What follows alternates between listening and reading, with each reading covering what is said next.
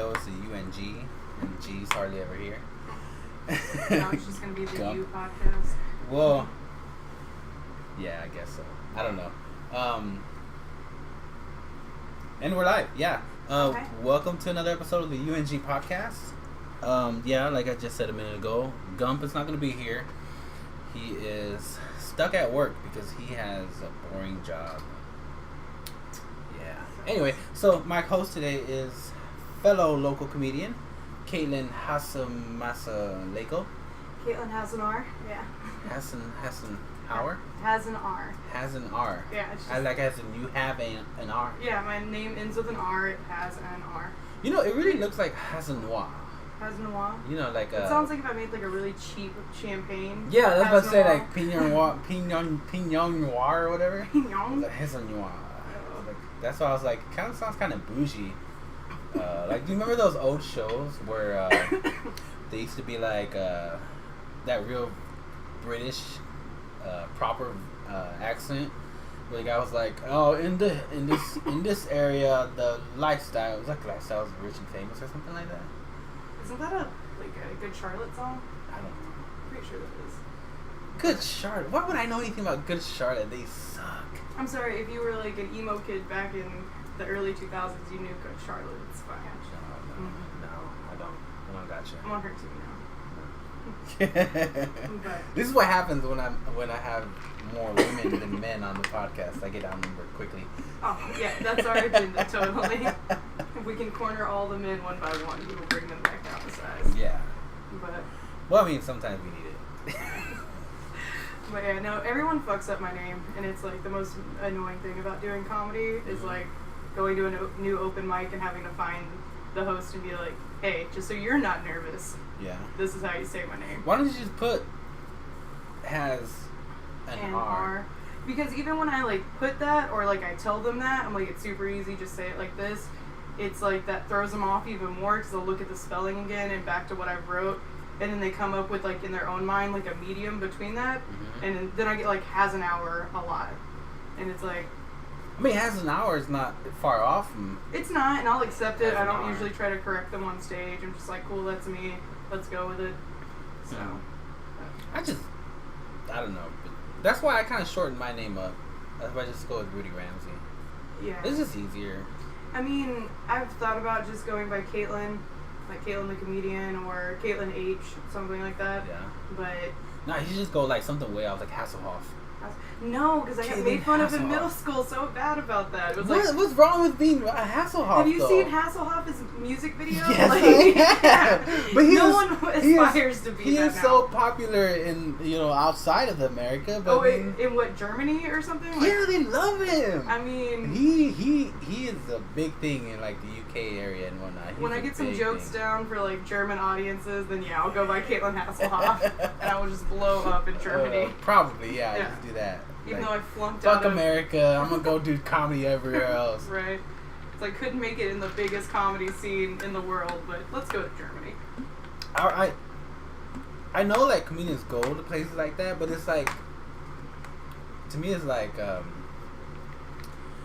how do you make them laugh? What makes them laugh? Because I mean they're so like, against showing any positive emotions.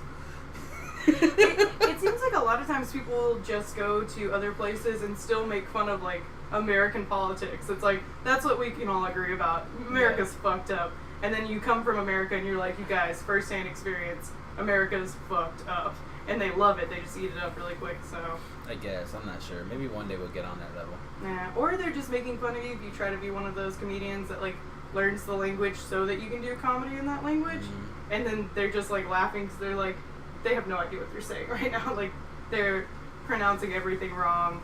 All of their sentences don't make sense. But you think you're killing it up there. You're just like, I knew that joke would work in German. Yeah, I mean, it's funny because like I'll hear other comedians talk about they do shows out there, and they'll have like their openers will be like local guys, and they're just like killing it. And then they go on there, and yeah, they do really good too because you know who they are. But it's just like these guys, they talk with their funny accents. Anyway, so Kaytlyn, what is sorry, I'm a little drained. Anyway, yeah, like I was saying, I went partied last night, guys, and I had a great time. I probably slept like 3 or 4 hours altogether. Yeah.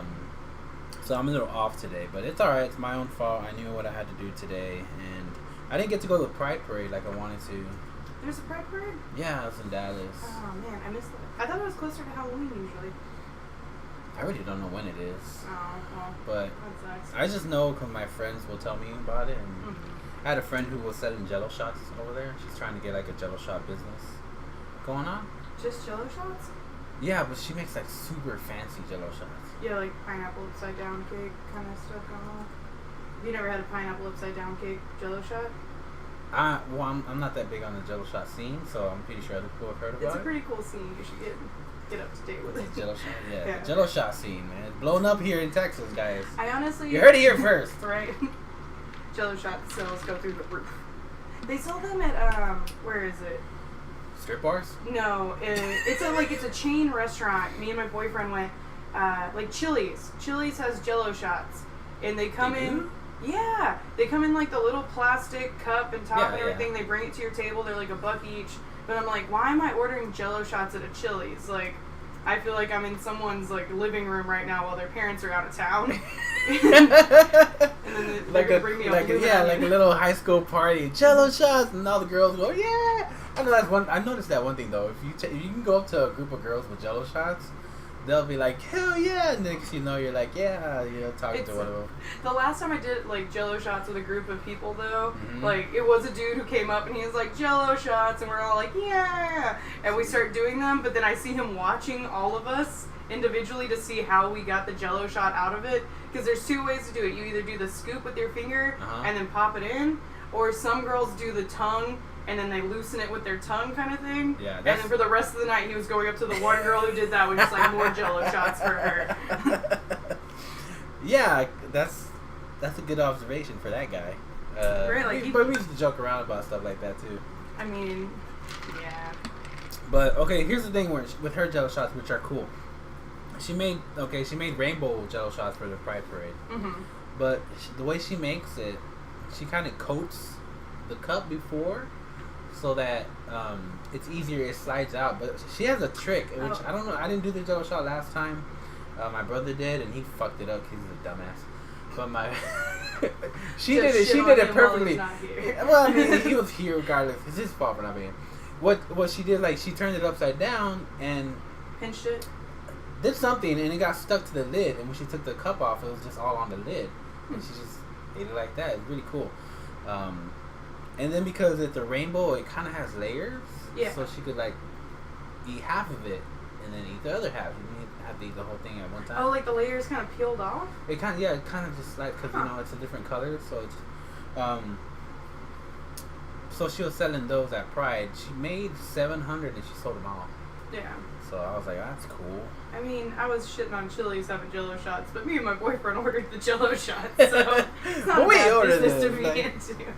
I mean, yeah, I guess like if they have it, you're gonna be like, yeah, let me go ahead and order it. Why not? But they're like $5 at the strip bars. Way too expensive. And they're like a little test tubes type of little plastic test tubes. This seems hard as fuck. I've never actually ordered alcohol at a strip club. We've always gone to BYOB strip clubs. Well, yeah, because those are the best ones. Well, yeah. And full nude, yeah.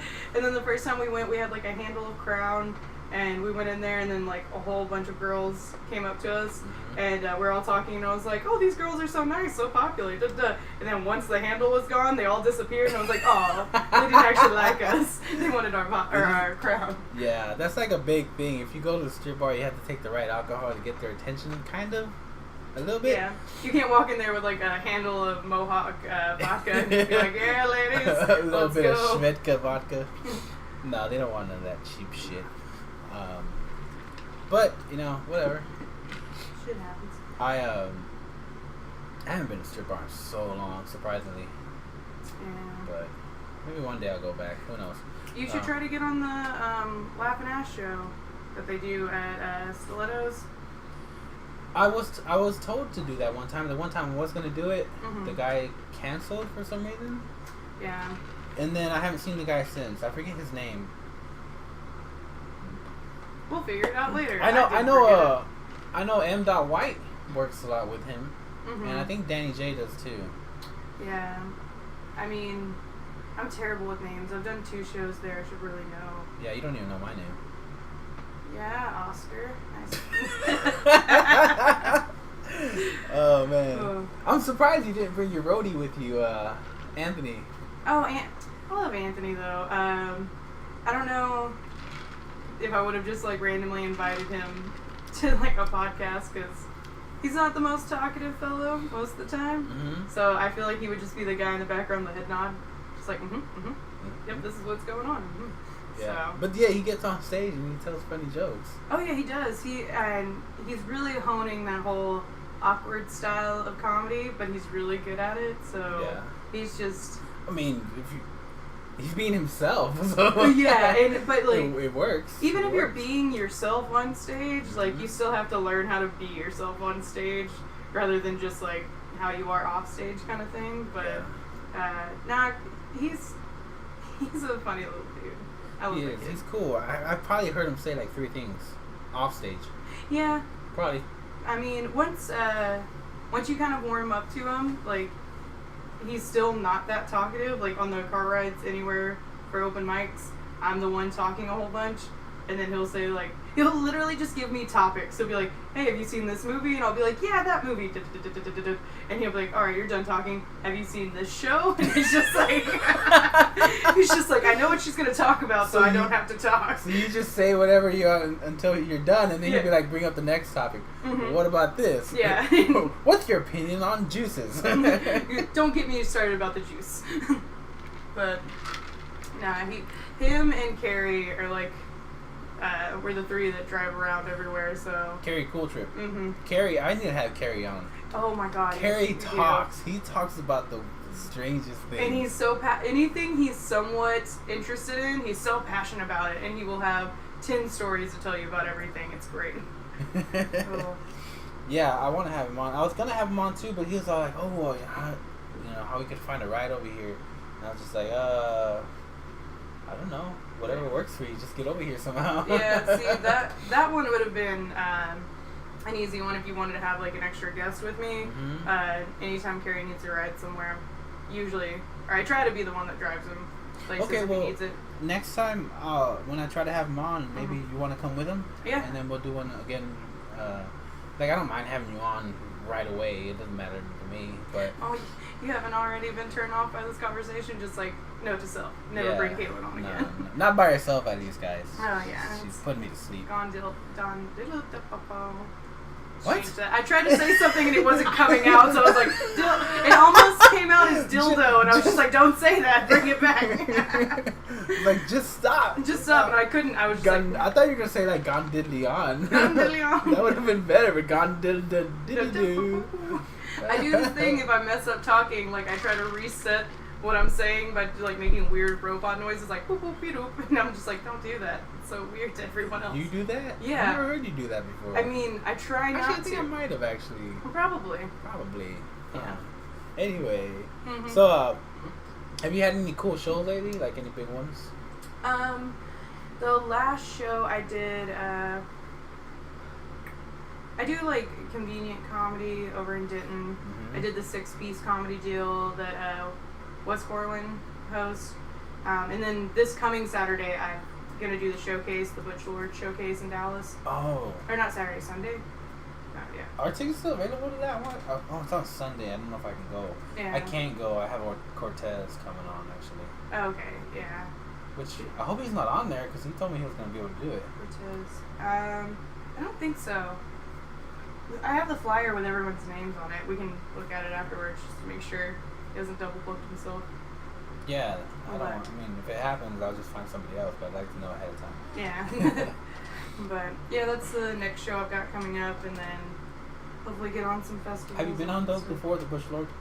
No, this is my first time actually doing a show at a comedy club, so yeah. I'm super excited. I did the one here at Hyenas in Fort Worth. Mm-hmm. That was super fun. Right. Every joke I said got a pretty good laugh out of it. Yeah. We did little side comments. I always make little side comments. Yeah. And even those got a little bit of laugh here and there. It's so different because, like, the first 9 months of me doing comedy, it was, like, all bars and, like, going to the clubs every once in a while for the open mics kind of thing. Mm-hmm. And then that first, I got put on the Plano Comedy Festival. I did that one. I was just, like, every single joke landed, every single thing I said, like, everyone was, like, listening to me, and I was like, oh, this is what comedy is all about. It's so fun. It's so different, too. 'Cause yeah. Open mics are so rough. Oh, they're brutal, but it's, like, it's really rewarding when you go to that open mic that, like, you know, I'm probably not going to do that well at. But then, like, once you go up there and you have, like, a killer set, like, your jokes go really well and all that fun stuff, and you leave there and you're just like, I'm a motherfucking badass. Like, and then you go to the very next, like, mic that same night and you just bomb and you're just like, back down to earth. Yeah, you can use the exact same thing, the exact same verbatim set that you used before, and you'll get nothing. Well, it's, because, like, it's never, at least from what I've noticed, like, even if I'm doing the same jokes, it's like maybe the same wording, but like my timing or my delivery or just like the inflection I put on one word is always different. So that's how it always changes. I've got one joke where I talk about wanting an easy bake oven for Christmas, and like my tagline is just like, so I can make mini pizzas, and I would say it really plain like that. And then a few weeks ago I was just like fucking around on stage and I was like, so I can make mini pizzas, and it like killed the crowd, and I was just like, really, just saying pizza's a different way, really? Mini pizzas? Mini pizzas. Yeah. And everyone was just like, yeah, mini pizzas, and I was like, cool. We love them. Yeah. Right. Little baked bites here and there. Yeah, so it's but I mean, I'm sure you do great, and I wish I could come see you, but I can't. Hopefully I'll have more shows after this one, but yeah. Well, I mean, I did Butch's last one in Fort Worth, like I said, and he liked it. He said he'll have me on. Okay. Which reminds me, did you get the email sent you of my video? Yeah, I saw it. I had to go through and edit a few things on it. Okay. Well, I just want to. Sorry. I'll just make sure that you got it. So, cause I kind of remember sending it to you, but I don't. I was gonna put it on the YouTube's the UNG podcast. you post your sets? I'm gonna post this one. It's my first one. Yeah. I was told to. I told you that I need to get Instagram and post it on my Instagram. Yeah. I don't have an Instagram yet. I just now bought the domain for it for the podcast name. Yeah. So now I just need help building the website. And I'm gonna start having I'm gonna do like a Patreon, and like people who want to subscribe or whatever. Not really. I don't know how I'm gonna set it up yet, but I'm gonna make like shirts. And people give away shirts for people who want to donate like a little bit of money or whatever, cause to help with better equipment. Yeah. Cause not to say Addie's stuff isn't great. Addie's stuff is really great, but. But we need to eventually move on into a bigger space, which I eventually want to do this in the living room. Yeah. With just with more stuff. Yeah, you always progressing with it, like evolving. Yeah, and then maybe one day I'll have like an actual little studio spot, where I can actually film porn too. Yeah, back to that whole, what are we doing here? Yeah. Oh, my dream job is to be a porn producer. That seems like the worst job, though. Like, I'm not acting, I'm just producing. Still, hey, you've got to, like, make sure you've got the right, like, stars and stuff like that, and, like, you're all, like, as a producer of any kind of porn, your number one job is to make sure, you don't have to do it yourself, but if the dude doesn't, like, get hard or isn't staying hard, that is your number one focus that day. We're like, we gotta get this man hard. And, like, that's what you're gonna be doing. Come on. That just seems like a terrible job to me. Okay, okay, that aside, nobody sees more dicks than the guy who does your drug test at a probation office. That dude sees so many dicks. Wait, do they actually watch you? Yeah. Oh, I've never been on probation, so I don't know. Like, you just have to sit there and watch someone pee? Well, yeah, because they gotta make sure that you don't try to cheat out of your UA. That's so weird. Like, yeah, I had a lot of friends tell me that. I work with a lot of felons. Hello. She's one of them. Yeah, no, it's my regular job. Yeah, I mean, it's a warehouse job, so you can, and a lot of the guys are temps. Yeah. So, they've had previous records and whatnot, and it's not that big of a job, so they'll give it to any moron that can pick up stuff and throw it in a case.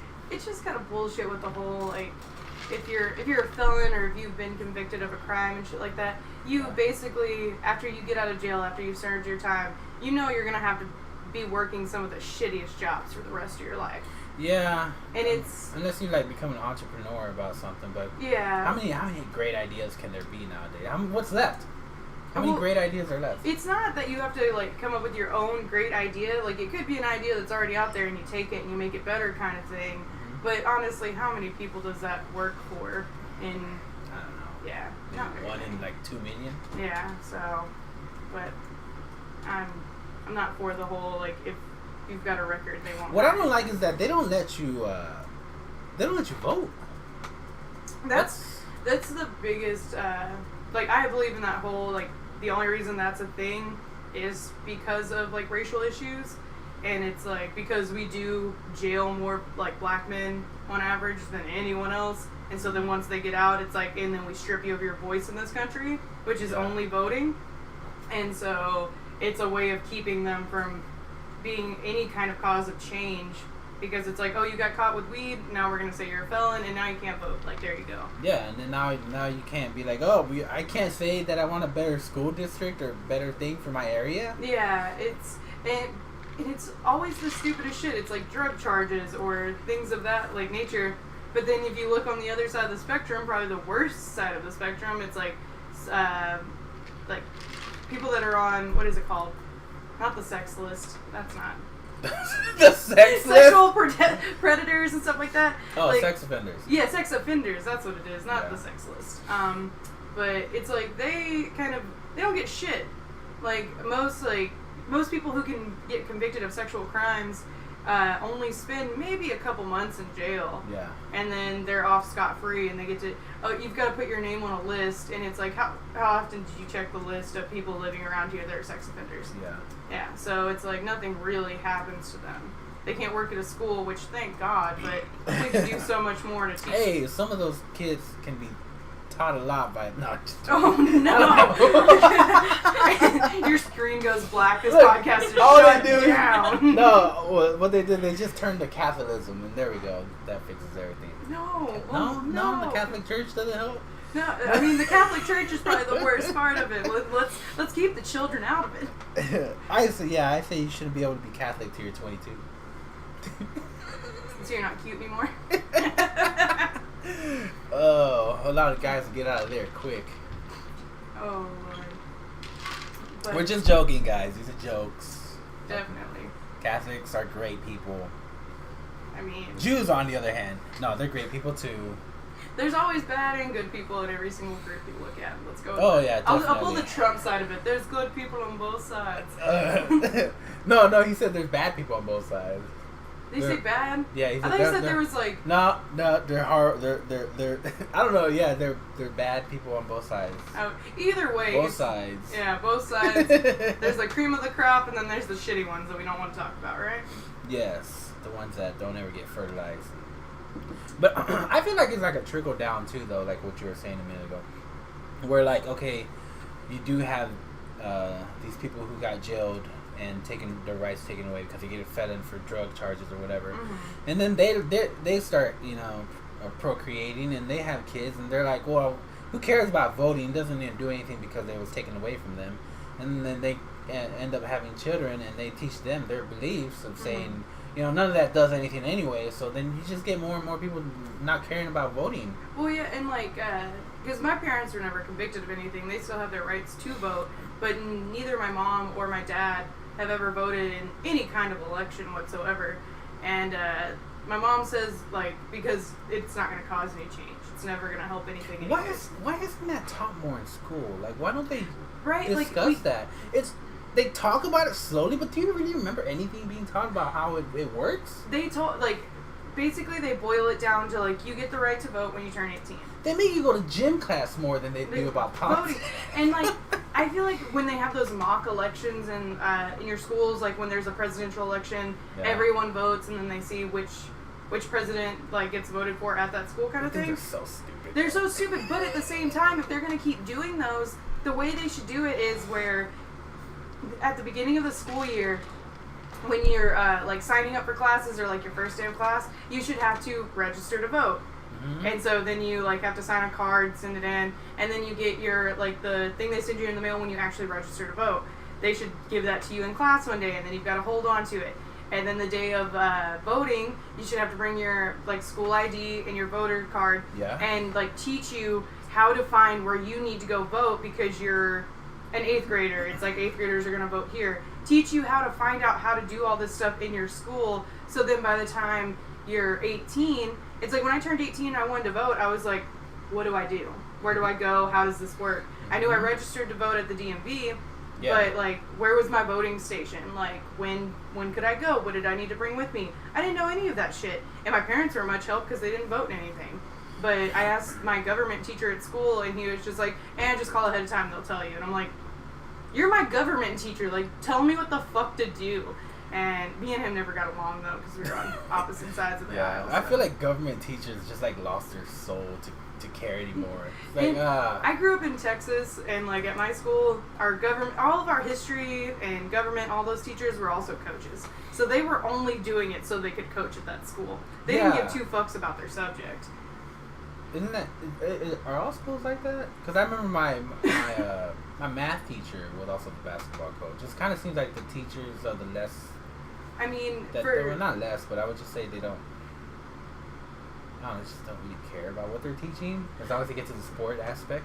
Yeah, and that's for the school district I was in. It was mostly like the history department were mostly coaches. There was like 2 history teachers out of all of them that weren't coaches, and then I had like 1 math teacher that was also a coach. But it was mostly like the history department. It was like, what do kids need to learn? But at the same time, if they don't actually learn it, it's not that big of a deal. History. Let's put all the coaches in history. So, and it's like, history is actually important, but we don't put too much weight on it.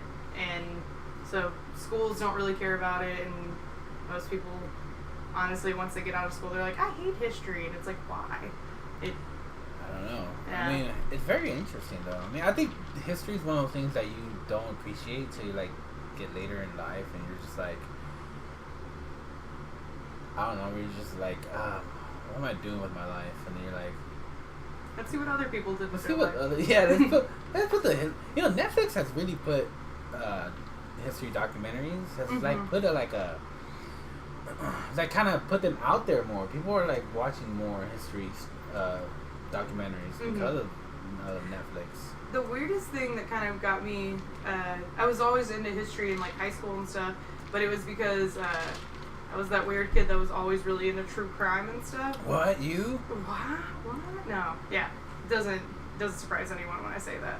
But I was really into true crime, and there were some crimes that I would like be looking into or watching, and it's like, because of the social climate in America, this is why this happened kind of thing. And I was like, what was the social climate in America then? Like, why was this happening? Like, what's his name? Charles Manson.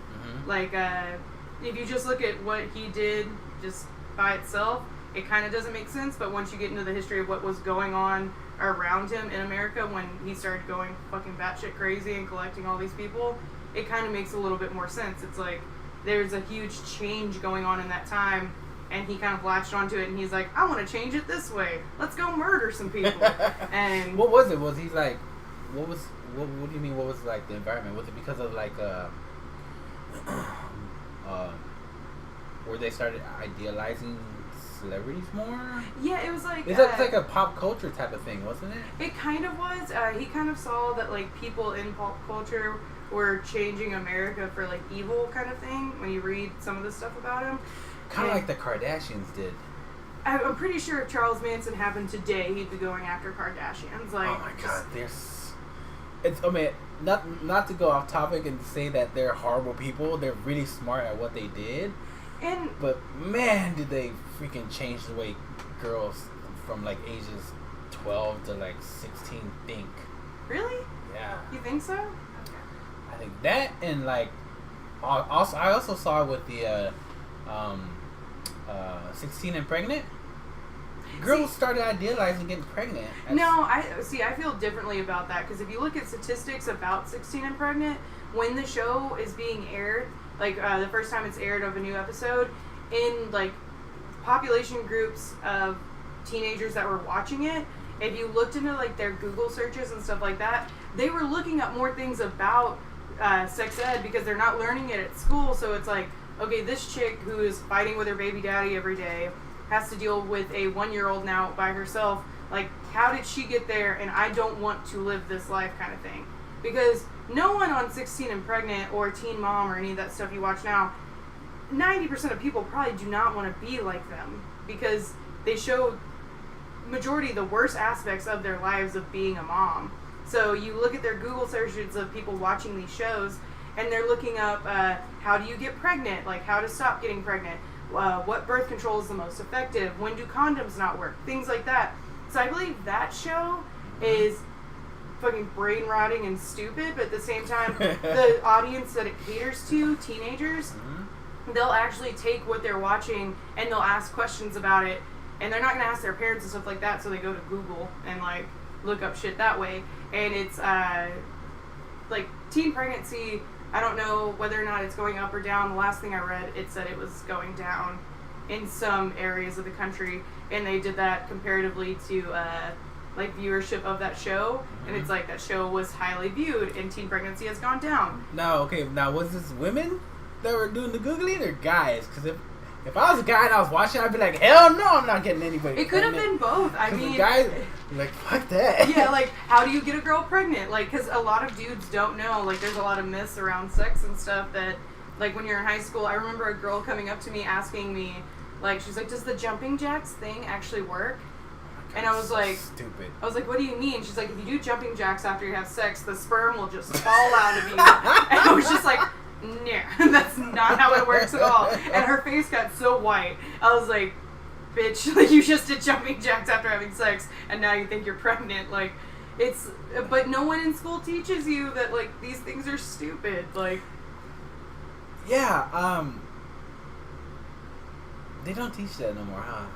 I mean, when I was in high school and, like, middle school and stuff, we had one day a year that you would have to, like, they'd send home a permission slip, you'd get it signed by your parents, come back, and they'd gather all the girls and all the guys, separate them, and one day for like 2 hours maybe at the most, they would sit there and they would tell you, if you have sex, you will get pregnant or you will get an STD. Here's a bunch of pictures of STDs. There you go, have fun. Yeah, that's kind of what they did with me too. But for us, they told us, use a condom. The lady even she took out a condom. I remember this. She took out a condom and she was telling us, like, no matter how big you think you are, she put it on her hand. It's like, but in it tore, and she was like, that's okay, but you know, my hand's huge, and she opened it up, and I have nails, but she showed us that a condom, you know, how to use one, but it's the safest thing you can do to stop pregnancy. But see, at the same time though, like, they never showed me, like, in any of the sex ed classes, like the 3 I probably had throughout school, they never showed the girls how to put on a condom or like what to do with a condom. Yeah. And I think that's really fucking dumb, because, like, from my experience, a lot of dudes will try to talk you out of using a condom. And, like, I had one guy at one time, he was just like, well, if you want to use a condom, how about you put it on? And I was just like, trampoline, like, I was like, how do you put this thing on? I was like, stretching it out. Trampoline. I was like You're supposed to do it, you use your mouth, don't you know? You're like, yeah, what? I think that's what he expected. He was like, ooh, sexy, like, she's gonna put it on that way. And I'm just like stretching it out like a rubber band. I was like, pop on the dick, there you go. Yeah, no, if you know, when I put on a condom, I'm gonna do it. I don't want a girl putting on the condom. It's easier. I even struggle with putting on a condom. You know, they're weird. It's not the easiest thing to do. Yeah. And then your hands are all slippery, and then it smells like plastic, and you start losing your boner. At the same time, though, like, honestly, if you're a dude, like, just practice. Like, how expensive are condoms? You can go to Planned Parenthood. Expensive. At Planned Parenthood, though, you can go and you can get a box of 300 condoms, and it's like $20. What? Yeah. Why don't they advertise that? Because everyone hates Planned Parenthood. Because I don't know. What they do. You know why. But most Planned Parenthoods don't do that, though. The one in Denton doesn't perform abortions at all. Oh, we're not supposed to use that. We're not just joking. So abortions. There you go. No, abortions. Sorry if I made fine. anyone We uncomfortable. can use abortions. But we can use abortions. But it's like condoms, like at the store, yeah, they can be expensive, but you can get them other places, and like just practice every once in a while. Or like if you're gonna have sex with someone, you should be comfortable enough with them to like, while you're trying to like struggle to put on the condom, like have her doing something else, like, or just something to keep both of y'all aroused, so it's not that awkward. You're just staring at her and you're like, I'll get this in a minute. And it's like, I usually be like, can you leave the room for a minute? you make her stand outside fully naked.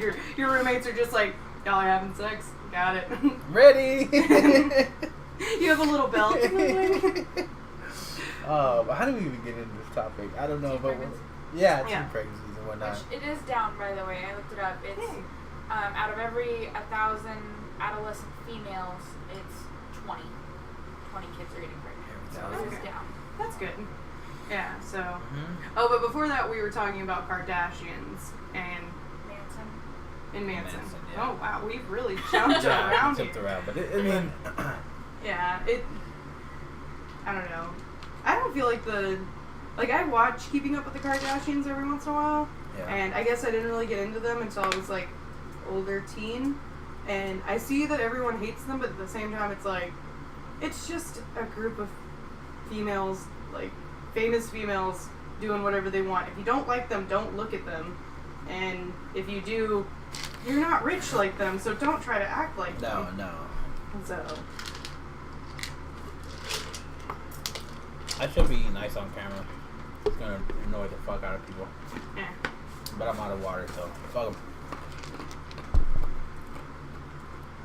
You can talk Good about eyes. I'm waiting for you. Ah, cold teeth. Oh, that's terrible. Just gonna let you finish up. Yeah, I need to stop doing it. I need some water. No, I'm fine. So, no, I'm good. So yeah, we kind of got sidetracked. So yeah, comedy. How long you been doing it for? I've been doing it for a little over a year now. Yeah. Yeah. So, I think it's like a year and 6 months at this point. It's fun, huh? Oh, I love comedy. It's fun. It's so much fun. I plan on doing it forever. I'm gonna do this podcast forever too. Even if I run out of gas and my brother kills himself or something. No, he's not gonna do that. Just dips out. So we're gonna put your brother on suicide watch. If Addie gets married and moves out of the house, there's always I'll figure out a way. There's to do always a way. It's fine. But I'd always I never thought about doing stand up. Neither did I. Growing up and things like that, I was always into stand up comedy and like watching it. But after I had my son, that's when I was like, I've got to find something that is just for me, like that I do solely for myself, and it's not me being a mom. And I found comedy, and it's been definitely a fun ride. How's your boyfriend like it? He doesn't really. That facial expression. Yeah. It's weird because when we got together, me and him met at work, and I happened to be working with my brother at a serving job, and my boyfriend, or then soon-to-be boyfriend, started working there, and the three of us got along really well. Him and my brother started rapping together because my boyfriend had been rapping since he was like 16. And my brother had been doing it for a while too, so they started talking about doing albums together and things like that. And then me and Mike, my boyfriend, started getting along, and then we started dating. And about a year and a half into our relationship, that's when I decided I was like, I'm gonna do comedy. And when I told him I'm gonna do comedy, I'm gonna go to my first open mic, he was like, but babe, you're not funny. And I was just like, well, thanks, babe. Like, you're so supportive. And then I did an open mic. He came and saw me, and he was like, okay, like, you didn't get up there and choke. Like, you were pretty funny. Like, good job kind of thing. And then I kept going to open mics every single week, multiple in 1 week. And he's like, oh, shit, you're actually taking this seriously. And I was like, yeah, what did you think I was going to do? And he's like, I thought this was, like, a little hobby that you're going to do once a week just to, like, go out kind of thing. I was like, no, I really want to do it. I want to go do comedy, have fun. And we've talked about it a lot because he just doesn't understand it. He'll come to some of my shows and he's like, you're literally in a bar and no one cares about what you're talking about. But I find that kind of like, I don't know if hypocritical is the right word to say. Because, okay, he, like you said, he's a rapper. Mm-hmm. But in a way, you could be like, let's just say, like, if he started when he wanted to be a rapper, you'd be like, okay, here's what I'm trying to say.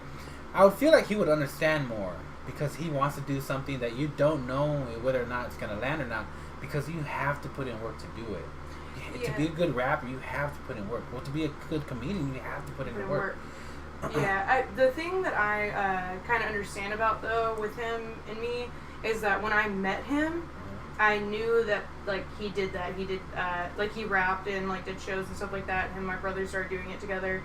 And so our relationship started with him already, like, a couple years into the rap game. And then we started dating. I started doing comedy in the middle of our relationship. And it was something, like, that I'd never mentioned to him before. I'd never said anything about. And so it was something that he had to get used to of, like, I was dating, like, I kind of see it as, like, he was dating a girl who he thought was going to be like that, go to all of his shows, like, sell his merch for him, kind of, like, be really supportive of his rap career and be that person behind him, which I am. And, like, when I go and do his shows, or, like, go to his shows, I never try to, like, promote my comedy while we're at his shows. But he never knew that he was going to have to be that person as well. He didn't know that he was going to have to be the supportive boyfriend going with his girlfriend to shows and, like, hyping up her comedy career kind of thing. Yeah. So it was like a dynamic change for him. Yeah. And so I understand that. And then when we've talked about it, because, like, we've gotten into arguments about how I don't think he's supportive of my comedy, and he is like, I don't understand it at all. Like, I don't understand why you felt like you needed to do it. It felt like you were unhappy, so you found something else that was going to make you happy. And it's like being in a relationship with you and then you're not happy, so you have to find something that makes you happy. Made him, like, he didn't say this, but it made him feel self-conscious. Yeah. That he wasn't doing No, it. he's a guy. He's not going to tell you his actual emotions. It's like, I'm translating for him. But, so I understood that. And then one time when we were talking about me doing a show, he came to the show, I did really well. I got off stage, I was super hyped. I was like, don't you see, like, how good I did? Like, the whole crowd loved me, blah, blah, blah. And he was like, yeah, that's good. And I was just like, did you not like it? And he was just like, I just don't get your, like, comedy. Like, I'm not into it. And I was just like... He doesn't have to get it, though. Yeah, he doesn't have to, but I was like, you don't like my comedy. Like, you don't think I'm funny still. None of my family thinks I'm funny. None of them. Mm-hmm. None of them support me whatsoever. Yeah. Well, I mean, my brother, he kind of does. He says, you know... He's like, that's cool, but, like, but will he say I'm funny? No. Yeah. He says everything I say is stupid. And then when we're joking around at work, he's like, that's the best you can come up with. And I'm like, shut the fuck up, fuck you. Yeah. And, like, I don't need him to, like, think that I'm funny and things like that. Because, like, even looking at the comedians, like, famous comedians that he finds funny, I am nothing like them when it comes to, like, my style of comedy. So then it finally clicked for me. I'm just like, I just don't tell jokes that he finds funny. Like, I don't present things in a way that he is going to find hilarious. He likes really upbeat and animated comedians, and I'm very, like, monotone and, like, kind of one pace kind of thing, and I'll have my highs and lows. He doesn't like that. He wants someone to be, like, off the wall, just like, haha, let's do this. And I'm... that felt weird doing that right now, so... Yeah, but like you said, I mean, he doesn't have to get it. Mm-hmm. I mean, but the fact that he just goes is pretty cool. I mean, stuff like that. Will he be there for the Butch showcase? He is going to be there, and cool. He's going to bring a few friends. Like, he's supportive in different ways. Like, he's not necessarily going to go to every single open mic and do things like that, which I kind of enjoy more anyways. Yeah, you don't want to take... I mean, it's okay if you go every once in a while, but you don't want to... It's not only that you don't want them... That you don't want your significant other to be there, because half the time, okay, here's what I find: if somebody goes with me, half the time I'm worried about how they're doing, having fun or not. Yeah, how they're doing, and then it kind of takes away from me being able to put all my thoughts into what I'm going to be going on stage, which will affect how I go up there. Yeah. But if I have somebody who comes every, just maybe once every 2-3 months, I kind of don't have to worry. And then I tell anybody who goes with me, especially at Hyenas, like, look, if you're gonna go with me, cool. But when I go to this place, I'm in a certain zone where I'm gonna be going up and down stairs, talking to people upstairs, joking around, going downstairs, talking to people downstairs. I'm not gonna sit here and entertain you too. Yeah. Because I have to get in this zone. Going upstairs, cracking jokes with other people kind of helps me start getting things. It starts like the gears moving in thoughts. So even if I have something I want to go on stage and say, if I discuss it even a little bit with comedians upstairs, they'll talk to me and be like, yeah, blah, that'll be good, that's not good, or different ways. And maybe I can interpret it into my comedy, maybe I won't, but maybe in the future I'll put thought into it. But I can't do that if I have somebody and I'm constantly worried about how they're doing. I'll come check up on them. But hey, you doing all right? They're like, yeah. Okay. Well, cool. I'm gonna go do this. Go do that. I'm gonna go check the thing. I'm gonna be hosting. I'm gonna get everybody's names right. It's important stuff that I can't have my mind thrown off for too long. That kind of is the good thing about him being a rapper, and like I went to his shows and like did stuff like that with him before I started doing comedy. It's the same way when you're doing music. Like before you go on stage, like you have to get in this zone. Like you have to do whatever pre-show rituals you need to do, and he kind of has to like be alone, get into that mindset, go over his raps and things like that. So I got used to that going to his shows. Of like, if I went with him and a bunch of his friends I didn't know, I needed to suck it up and like get to know his friends, talk to them, and let him be alone for a minute before he gets on stage. So now if he does come to open mics or a show with me, he knows that I'm going to be doing the same thing. I'm going to go outside, smoke a cigarette, run my jokes like in my head kind of thing one more time, and he just lets me be. So with him in that aspect, it's a little less like I'm worried about whether or not he's having fun kind of thing, because we know each other. Like he does something on stage and I do something on stage. Do you ever have to beat up any groupies? For him? I don't know what he looks like. I mean, rapper. oh, that didn't. My boyfriend's attractive. I like didn't mean it to come up like that. Like really? Why? Like I'm doing him a favor. No, I'm just kidding. Well, I don't know. I mean, there it's have. Just interesting. It's a question I'd ask. Yeah, there was one show we went to Hip Hop Festival, and it was actually in Fort Worth. Hip Hop Festival. Hip Hop. Yes. No weed was sold on the premise whatsoever. No, wink, it's just wink. a bunch of fake. No, there was tons of weed, tons of pipes, all kinds of stuff. And the thing with comedy, I feel like they should adopt from rap shows, is that there's always weed sold at rap shows. There's never weed sold at comedy shows, just out there in the open. Like, at all of his shows, there's always edibles, and I'm just like, boop, boop, boop, boop, like, gonna go get me some brownies. Well, I would feel like it... I'd feel like it'd be kind of a distraction. I even think alcohol, people who get too drunk at shows are kind of a distraction. Yeah, when they get too drunk, but when you're like the right amount, it helps. Like you're a little bit loose, you don't mind laughing at someone's joke.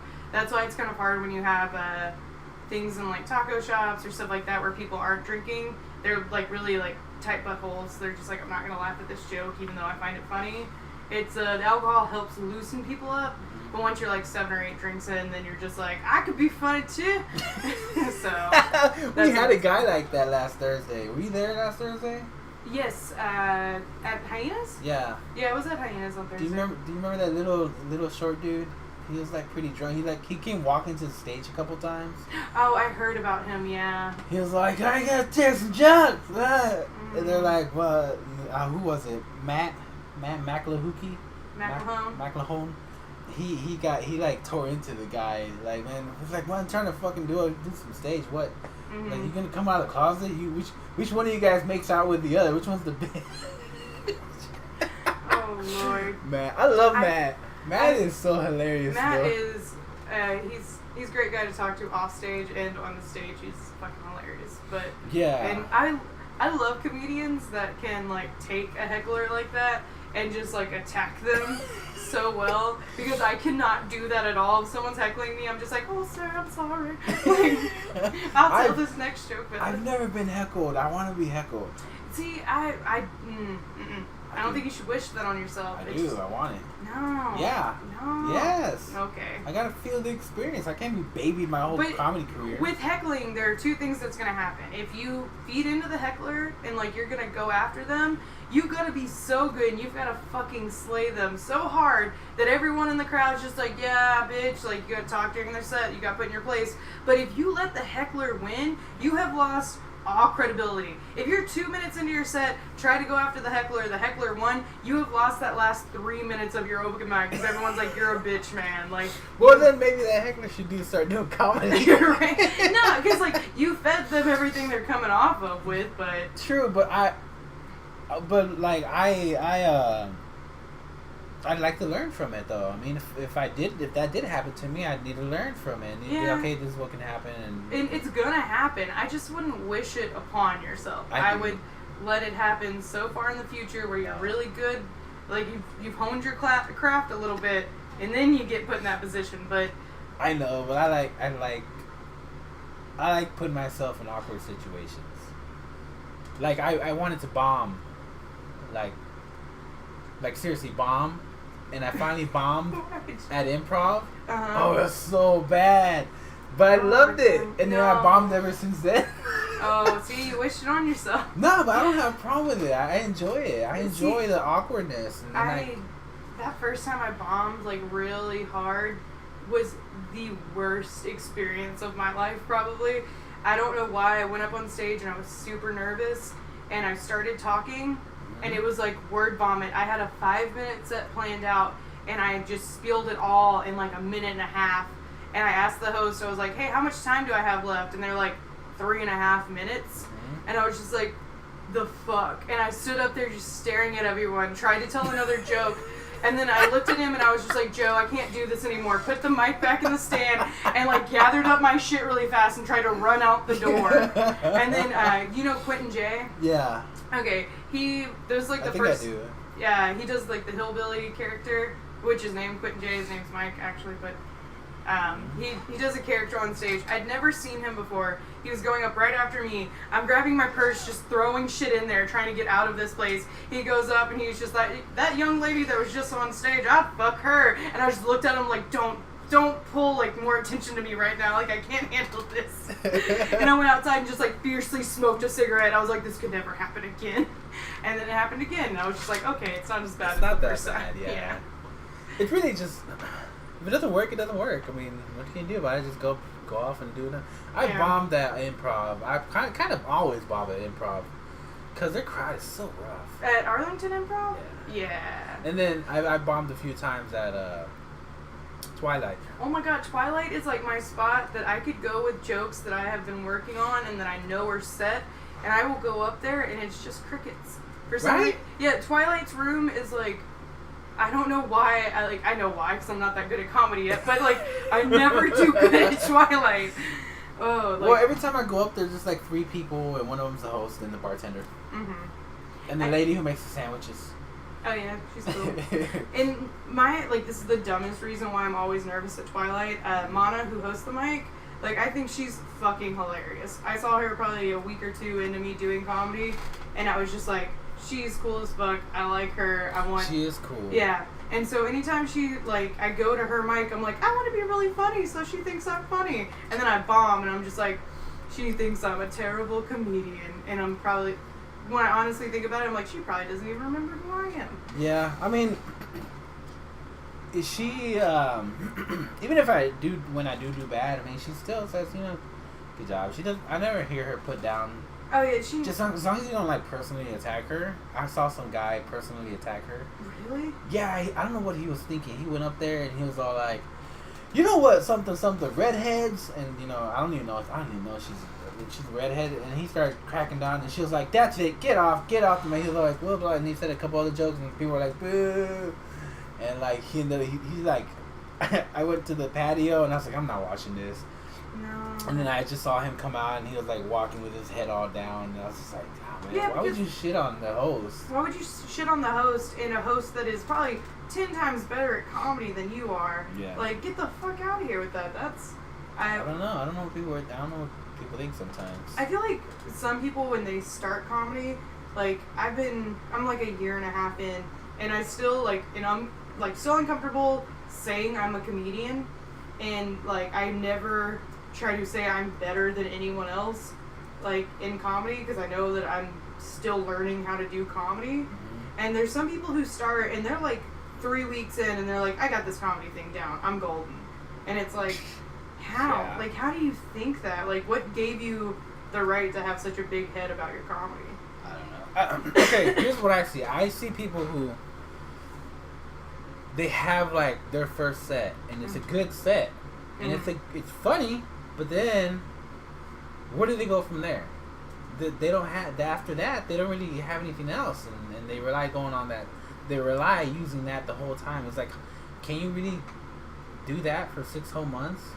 I mean, some people you gotta do. change something. Some people literally, they start off with, like, their set of jokes, or, like, something works for them, their very first open mic they ever do, and they just keep doing it and doing it and doing it.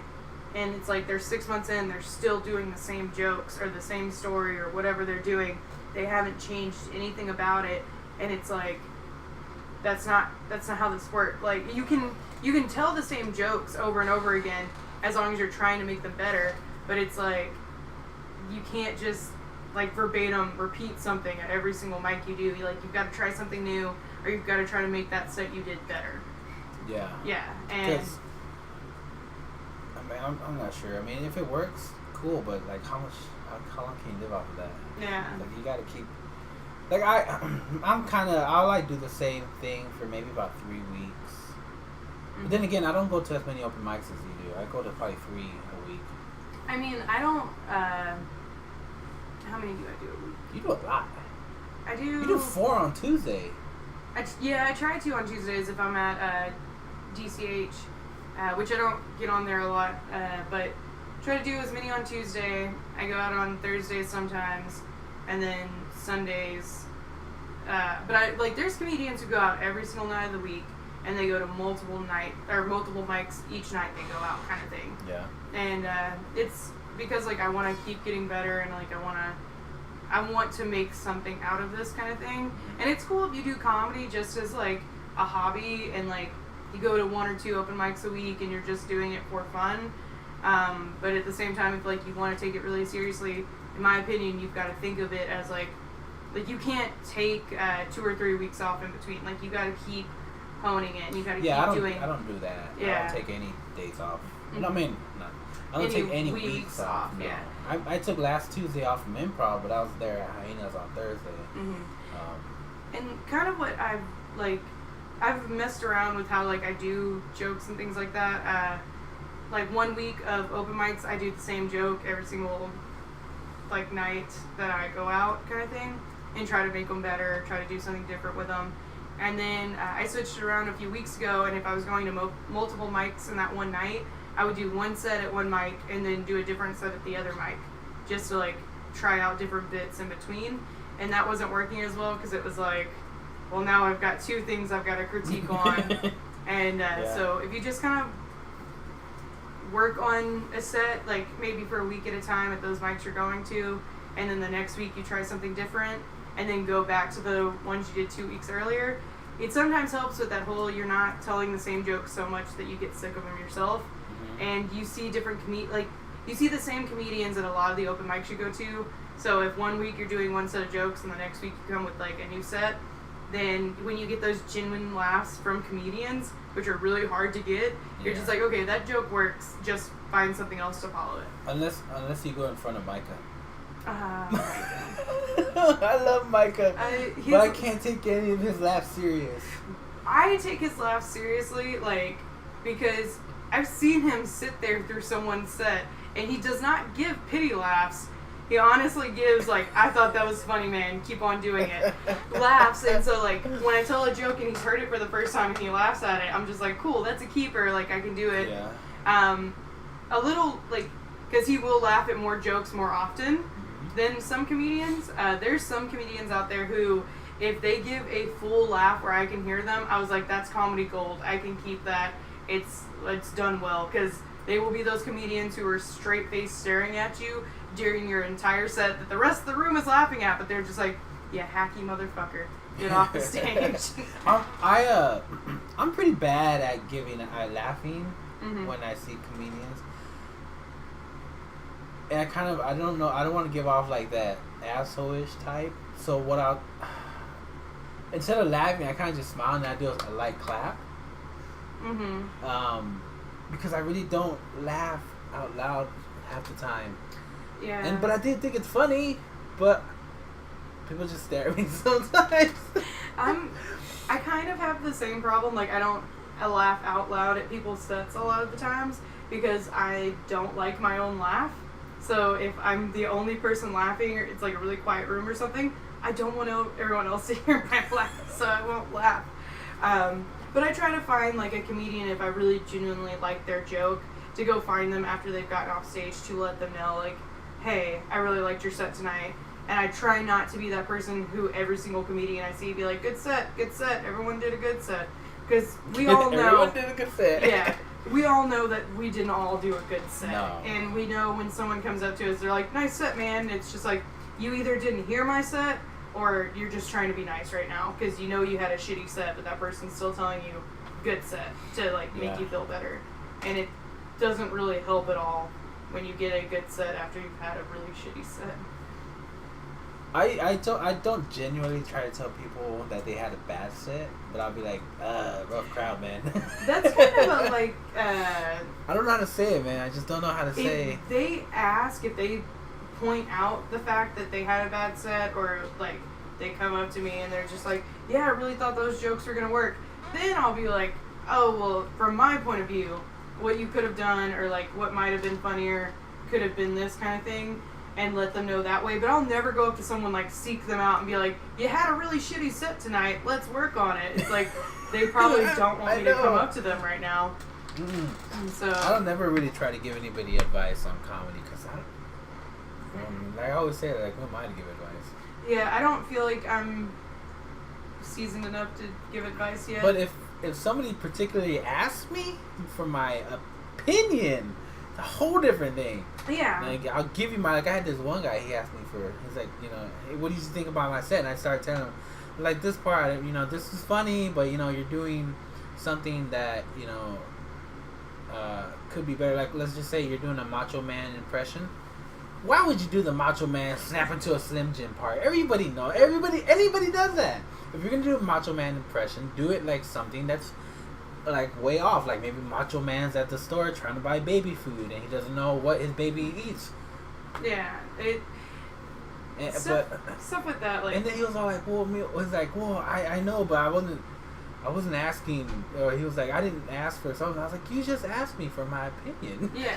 Like, you literally asked. Like, I wasn't volunteering this information right now. Yeah, so. I hate it when people ask advice, like they'll ask you, like, how they did or something like that, and as you're talking to them, you can see it on their face that they're not listening to you. Uh-huh. They're waiting for you to finish speaking, and then they defend how they did on stage or what they did on stage about why it should have worked.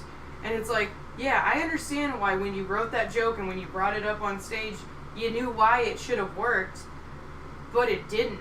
So you've got to start now thinking of how can I make it work, or is that just a shitty concept and I need to scrap it kind of thing.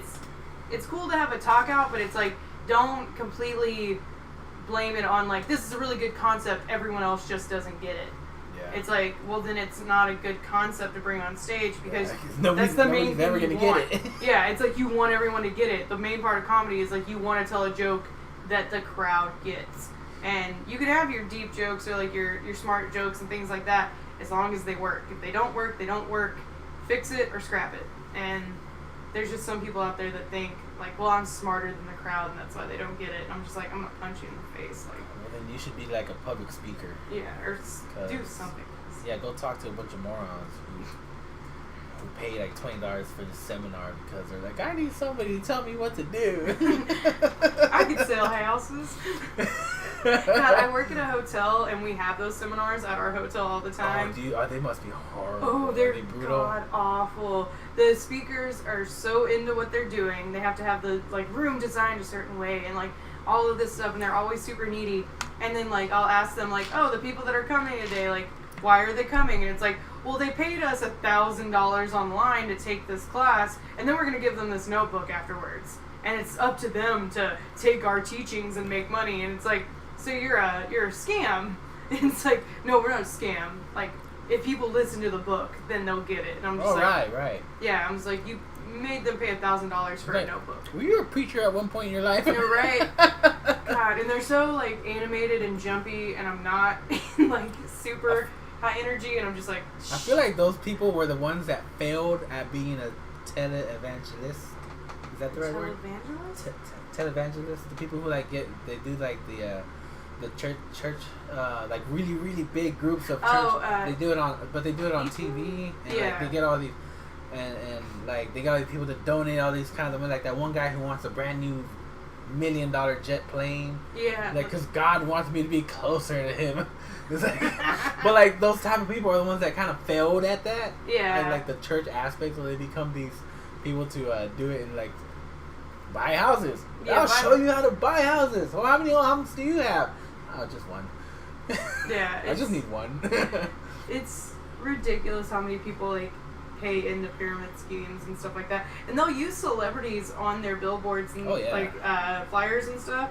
And not once have there ever been a celebrity that comes to our hotel, but advertised at our hotel. We've had shit tons of celebrities coming in and out of that place. Oh, really? Yeah, and it's like none of these people are here.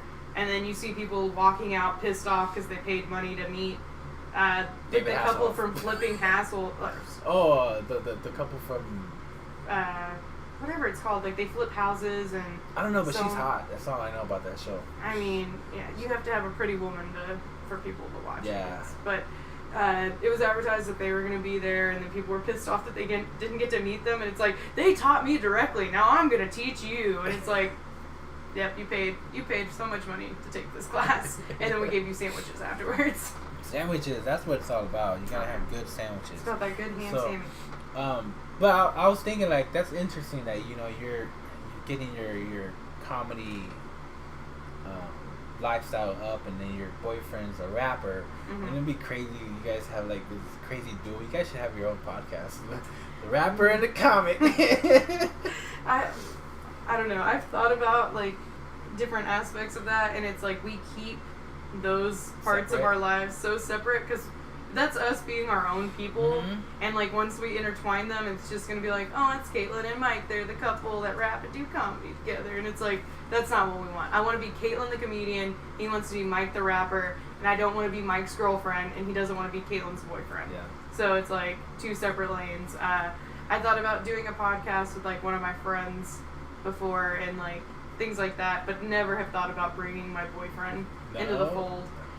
We live with each other, so we see each other every single day, like hang out all the time. You know who does that? Sorry to interrupt you. No, you're fine. But what's his name? Tom Segura and his wife. Mm-hmm. I forget her name, but they have that one your podcast, Your Mama's House. Yeah. And that actually really works. They work really well. You think they'd be like, they're both comedians. Mm-hmm. But I mean, it works for them. Huh? It does. And it works for a lot of couples. Like you'll see couples that do either like podcasts together or they do stand up together or something. They do it together. And it's like, that's cool. But I guess it has to do with being like kind of introverted. Not like having my own space and like time away from someone.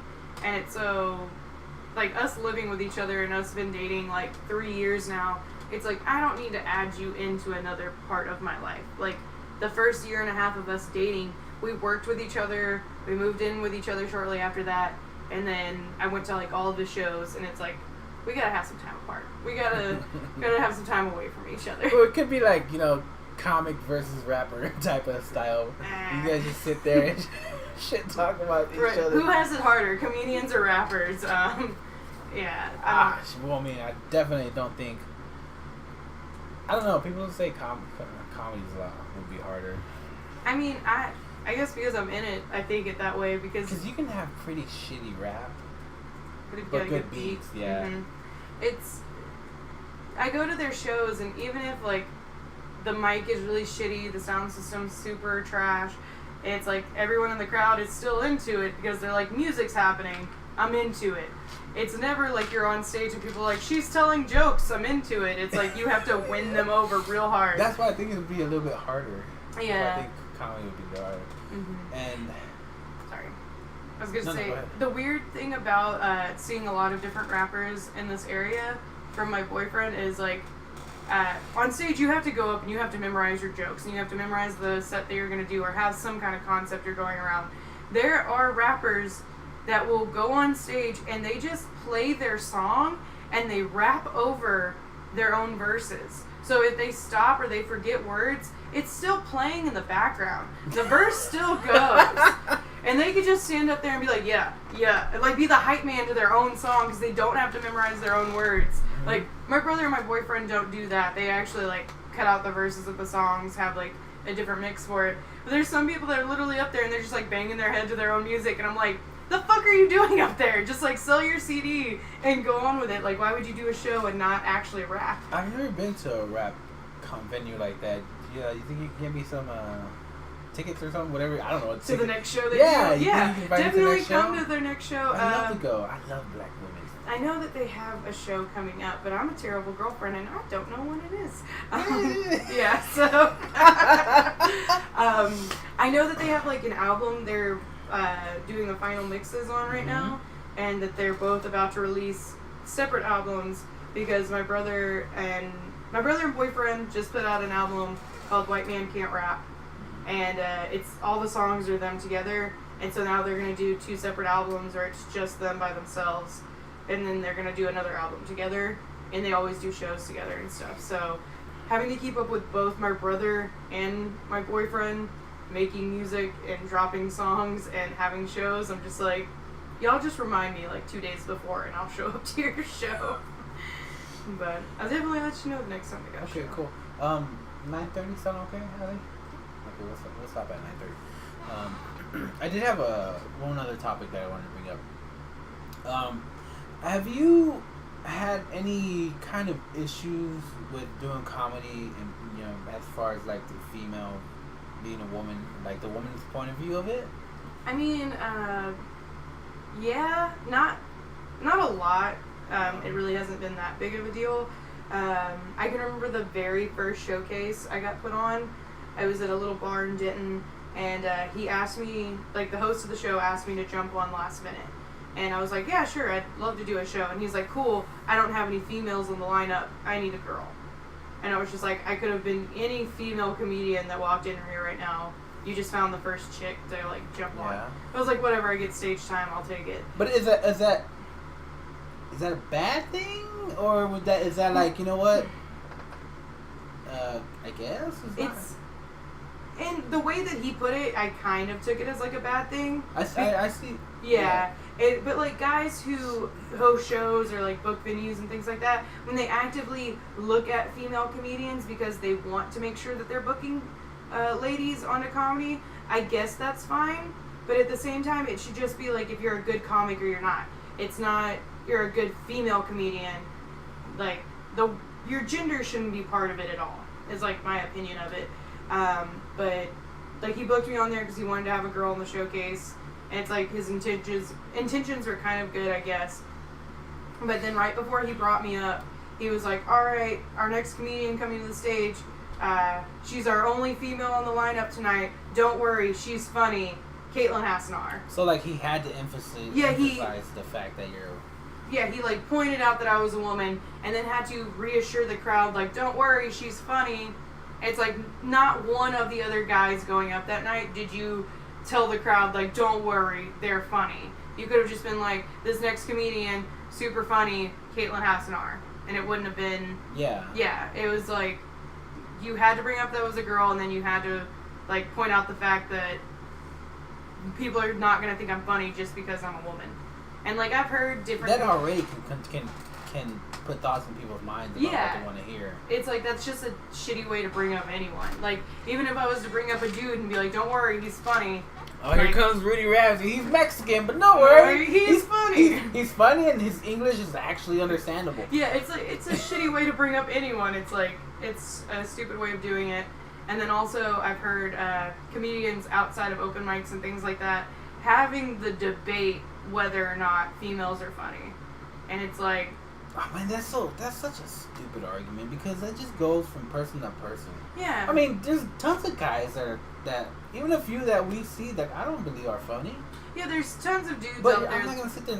We don't sit there and argue about which guy is not funny. Or like whether or not dudes as a whole are funny. Yeah, it's because there's such a big like, I guess if you try to go and count every single person in America that wanted to be a comedian and weight it guys to girls, guys would probably outnumber the females. And then like, but you could do that with anything. It's like, I think it's a numbers game. Yeah, so there's a lot more male comedians than there are female comedians, I guess. And so that's where you get that debate whether or not girls are funny. And a lot of the times, like, people debate because, like, girls have a lot of, like, I guess, slut jokes. Or they talk about being slutty or talk about their period or things like that dudes don't find funny in a way. And so it's like all girls have slut jokes, and it's like in my set that I have, I don't really have a lot of slut jokes. I had a guy come up to me one time who was like, "Oh yeah, I remember you. You're really funny." Duh, duh. And he's like, "You got that one joke about sucking your boyfriend's dick." I do not have one joke to this day still about sucking my boyfriend's dick. So what's he talking about? I don't know. It's just like either he thinks I'm another girl and we just all look alike, or like he's just like blends all together, or he literally watched my set and was not listening to one word, and he's just like, "I wonder what she does when she sucks her boyfriend's dick," or something like that. It was just thinking of that on his own. Yeah, and I looked at him and I was just like, "I don't have a joke about sucking my boyfriend's dick," and he's like, "Maybe you should," and then walks away. And I'm just like, all right, like, I think he cool. just wanted to put that thought into his own head. Yeah, I don't something know. like that. That was a weird guy. Yeah. But I totally understand. I do believe it's a numbers game. I do think there's a lot more guys out there trying it. Mm-hmm. But I mean, who gives a shit what you're talking about? If it's funny, it's fucking funny. Yeah. If you're making slut jokes and they're hilarious, who cares? Yeah. If they're period jokes and it's hilarious, then it's hilarious. I made a period joke about going down on a girl one time. Yeah, it's like... Yeah, it was not a good situation for me. 9 times out of 10, like, majority of the dudes that I know that do comedy, like, they have a joke about their dick. I'm not saying all of them do, but they have some kind of dick joke. In some kind of way. It might come out here. Yeah, and it's like, should I say that dudes aren't funny because all they talk about is dick jokes? Like, it's like, no, if you have a good dick joke, you have a good dick joke. If you have a hacky dick joke, you got a hacky dick joke. It sucks. But, and you could do the same thing with, like, me being a parent. It's like, comedians who are also parents aren't funny because all they talk about is their kids. And it's like, if you don't like that brand of comedy, if you don't like when comedians talk about that, then you don't like that comedian. It's not like you just go on with your day kind of thing. It's not. Yeah. You should hate them automatically because you find out they have a kid. They might have a kid, but then they tell dick jokes all day, and it's like you gotta listen to what they say before you can automatically brand them as a bad or good comedian, just because of their man, woman, black, white, anything. It's like. I think I wouldn't really put a label on a comedian being a good or bad. Mm-hmm. Maybe more as in good to see, but I don't think bad, like a bad comedian. I really wouldn't say, hey, that person's a bad comedian. I feel like that'd have to be something that I have to be like consistently watching. Let's just say I watched this person for 5 years and they just did not get it. Like maybe that's when I can finally say, hey, he's just a bad comedian. Yeah. Or he's just mean on stage or something like that. And it's like, but yeah, like to call somebody a bad comedian, I don't think I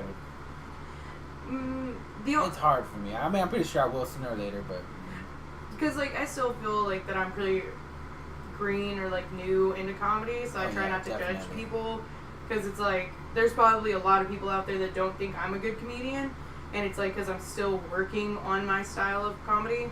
And so I don't want to put that label on anyone that's just starting out either, because it's like, yeah, I sucked when I was a month in. Everyone sucks when they... suck now. No. I'm honest. I mean, yeah, like, I'll admit, I admit it all the time when I was like, how far are you into comedy? Like 6 months? 6 months, yeah. 6 months in. That's nothing. Yeah, it's just... nothing. It's just... You suck. Like, you gotta figure out what you gotta do. Like, you're still up there fumbling around with what kind of jokes you want to tell, and it's hard kind of thing. But, so people that are less time than me or same time as me, I do not judge them at all. I don't try to say whether or not they're a good or bad comedian, unless they're that type to be like, yeah, I know what I'm doing. I got it. It's like, no, you don't. Figure it out. Go on with it. Did you read that? Sorry. The suckage on other? Yeah. Yeah. I'm projecting my suckage. You should have seen what he said earlier to you. Thank you for not bringing it up. We're having deep comments. That one caught me off guard. I'm sorry. No, you're good. This is one thing about we do this in front of live audience, so they comment and whatnot. Sometimes they kind of catch the eye of what they're saying. And Zodiac Drake's actually one of the guys who's been watching us from the beginning. Oh, that's awesome. So he's a long time fan. I think he's a fan. I don't know if he just gets He bored. fucking hates this show. He's I'm going there to say fuck that. It's one of those like bad reality TV that you watch. Yeah, that you just can't not watch. Yeah, and that's him with like this. You hate it, but you're gonna watch it every time. It's like people who watch CNN. Every day or every Sunday at 8, he's just like, gotta watch this fucking shit, and he's got his bowl of cereal, just like, fucking hate these guys. I see my moment to call out bullshit. But it sounded like he was trying to be positive, just like, don't put your suckage on everyone else. I guess but, so. It's out there. We all know it.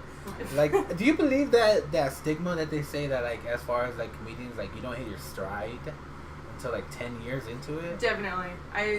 Yeah. Which makes me feel so much better, because it's like, if you're supposed to be good a year in and I'm at this level, I'm just like, I just stop. But it's like, I'm a year in. I'm only 10% of the way to hitting my stride, so it's like, if I still kind of suck, it's all right. I'm only 10% charged, so. I think, okay, honestly, I think I'm doing okay. But I can't say I'm doing great. Because then when I start doing not so great, I'll be like, okay, it'll be like more of a letdown. But if I say I'm doing alright, I'm doing alright. And then when something doesn't go, it's okay. I mean, I'll do alright next time. Yeah, I always wait for someone else to tell me that, like, I've been doing pretty good lately, or like this set that I've been trying out is going really well. I wait for another comedian who's been doing it longer than I have to kind of give me that reassurance in a way. And it's, I have like a group of people that I go to open mics with a lot. If they say something, then I'm like, okay, cool. I'm doing good at this set. Right now I've hit a patch of like a good streak kind of thing. Yeah. But once I start having those where like I bomb consistently, it's just not working. Every single open mic does not work. It doesn't feel as bad because I didn't put myself on a pedestal of like, I'm doing great. It's like, I'm average. Okay, I hit a low spot. I'll get back up to average pretty soon. So, I'm just kind of what you gotta. You can't put your hopes too high, or you fall really, really far. Yeah. So I saw this recently, and I don't know if you want to put your 2 cents in, as they so say it. But okay, I'm not gonna say any names, but this one comic is a girl. She's been doing comedy for like maybe 3 or 4 weeks. And she was talking, and Butch was all like, oh, you know, you've been doing comedy? And she was like, yeah. But then she started talking about her side things, which were kind of promiscuous stuff. And then, but I really shouldn't even say Butch. He was kind of like, oh yeah, well, you do comedy, let's put you on the next showcase. And this other comic was all like, what? I was like, I've been doing comedy for this long, and you sit there and she mentions tits and ass, and you want to put her on the showcase? He's like, that's fucked up. I was like, how do you? I know it's not you, like you can't control. You're actually talking about, but like how? What are your thoughts about that? About like women using their sexuality to try to get further, kind of thing. Is that what you're asking? Yeah. Or maybe like she didn't even mean to do that intently, but I mean. Yeah, since I don't know the person, I'm not gonna like put it on her right there that that's like what she was doing, like consciously. Like, I know this guy books shows, so I'm gonna tell him like promiscuous things I do, so that's how he looks at me, and it'll be easier to get gigs, kind of thing. But I've been told in my life a lot of times that like I'm a very flirty person, and that I come off that I'm like flirting with dudes and stuff like that, and I don't mean to. I had never seen that out of you at all. Yeah, I don't see it, but every once in a while I'll get it from someone that says it to me, and I don't understand it. So when people say that about other chicks, it's like, oh, they're using their tits to get further. I'm a little bit more like, I'm a little bit less like quick to judge them, because I'm like, it might come off that way, that's what they're doing, but they're not actually meaning to. But if it's 100% in the like front of her mind, she is like, if I mention sex, that person will think sex, and I'll get onto a show. Then that's a shitty thing to do, in my opinion. Like, it's you should never have to use like being hot or being sexy to get somewhere, especially not in like an entertainment, or I guess in comedy more than anything. Like, if you're funny, you're funny. It doesn't matter if you have nice tits or an ass. Like, it's not going to make you any funnier. So if she was doing it purposely, then I don't agree with, I guess, her hustle in a way. Like, that's not how you should try to get to the next level. But I don't think it helps in the long run. it's not, because like, yeah, that one person's gonna book you on shows because they think you're hot. And I'm not saying Butch did that either. Butch just like a lot of times will meet someone, and if he has a good conversation with them, I guess that's what he gets out of it. Or he sees one of your sets at an open mic and will book you on these showcases, because there's like 25 people on the showcase on Sunday. There is. Yeah, and so he takes a big, in my opinion, he takes like a big pool of people to see who's gonna do well at the showcase, and kind of makes his judgment after there, I guess. Or he just thinks like, maybe this chick has a lot of friends, so she'll be able to sell a lot of tickets to the showcase. Like, it's a money thing too, so you can't, like, I'm not gonna judge her or Butch, even though I don't know who this chick is, but it's not a way to get ahead. Have you ever seen something like that, though? Like a chick using being sexy to get further? Yeah. I can't say I've seen it in comedy, like outright, because I don't want to be that person that says I don't hang out with a lot of girls, like, not that chick. I just honestly don't have a lot of girls in comedy that I'm friends with, so I haven't noticed it from anyone from there, but I've seen it in other parts of my life. Like, I'm a server, so I've seen plenty of women flirting with dudes to get a better tip off of the table, and that, in my opinion, when you do that, I go right ahead. Have fun, flirt with that dude all day, wear a low-cut shirt to get a better tip. You do you. Yeah, that's different. Yeah, but I guess it depends on the circumstance, and I haven't seen it in comedy. The girls I know in comedy are legitimately funny, so they know that's going to take them further than, like, showing off their tits to get a better spot or something like that. Yeah. And I just don't feel like it works in comedy a lot. The people that I know that book shows, they don't play into that game. They don't, like, just because they could potentially sleep with someone, I don't see them doing it. But I could also just be blind to the comedy game, and like, people are sleeping with each other left and right. We don't know what happens back there, man. Right. In the back rooms when we're not around, bunch of cocaine and right. shots of tequila. I just don't get invited to those parties, and but she's got a boyfriend. And she's fine. She's got a kid to get home too. So, but yeah, I don't see it, and I've never played that game of trying to use looks to get. Plus, I just don't believe there's any shortcuts. There's no shortcuts into this. You gotta do it. You gotta put in the work. You gotta learn from what you do.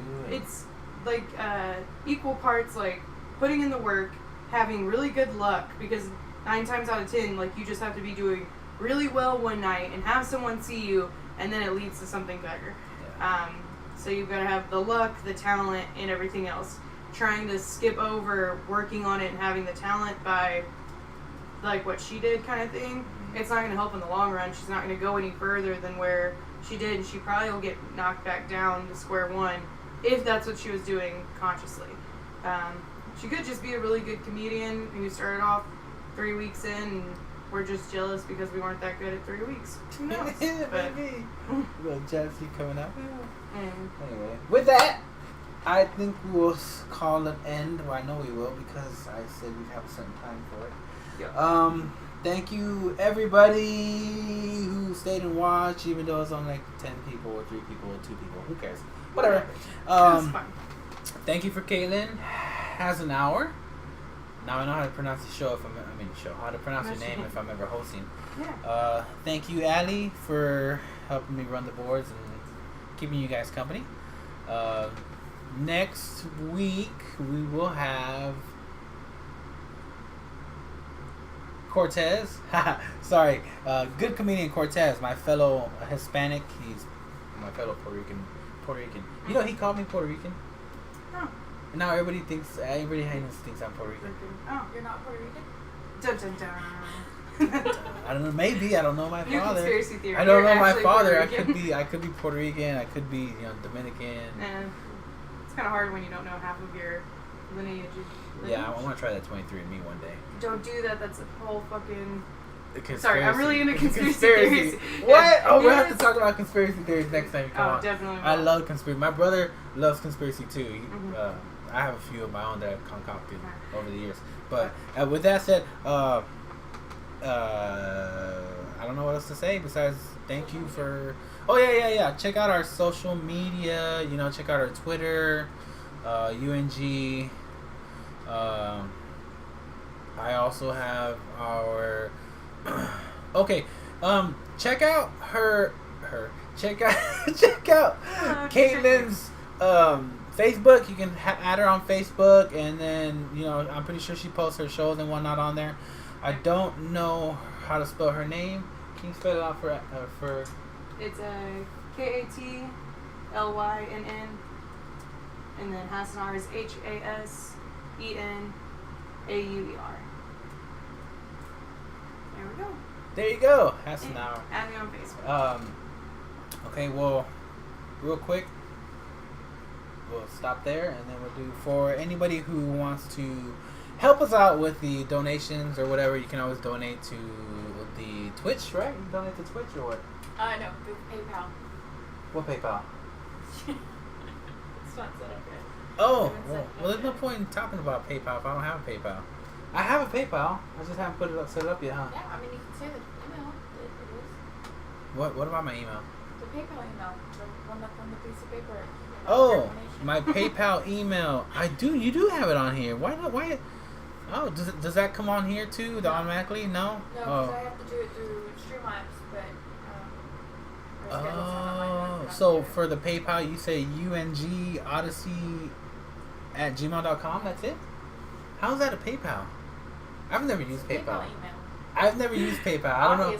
I don't know. I love this behind the scenes look. How do we get money in this place? No wonder I've done this for like 3 months and I've never gotten a penny out of it. She's just sitting on stacks of cash. She's just like, yeah, just send it to this email. I got this. UNG dot. Is there a dot? I don't know. There's just a space right there. Odyssey gmail.com. I'm gonna have to rewrite this. I'm gonna have to write all this down. I will figure. Yeah, I mean, I see it.